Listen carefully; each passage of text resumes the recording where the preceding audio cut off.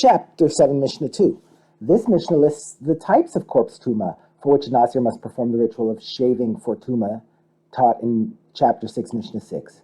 For becoming tameh from the following types of corpse tuma, a Nazir must shave. For becoming tameh from a corpse, or from an olive's volume of the flesh of a corpse, or from an olive's volume of the body fluid of a corpse. From a ladleful of dust from a decomposed corpse. From the spinal column or skull of a corpse.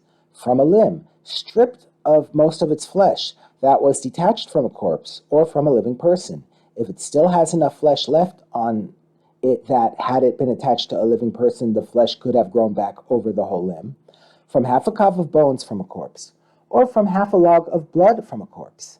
For all of these he must shave, whether he became tameh by touching them, carrying them without touching them, or being under the same roof with them.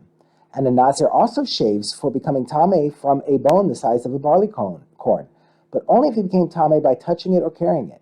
If he was under a roof with it, he does not become tameh, because a bone the size of a barley corn does not transmit tuma through a roof. The Mishnah summarizes. For becoming tameh from these, a Nazir must shave his head after purifying himself from the tuma.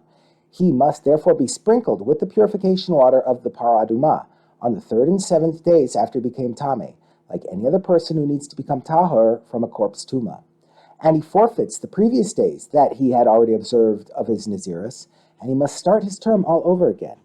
And he cannot begin to count the days of his new term of Nazirus until he becomes tahor and brings his offerings on the 8th day after becoming tameh.